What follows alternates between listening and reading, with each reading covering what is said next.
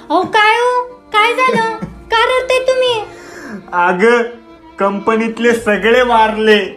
कस काय हो? कंपनीमध्ये लय मोठा शॉर्ट सर्किट झालं.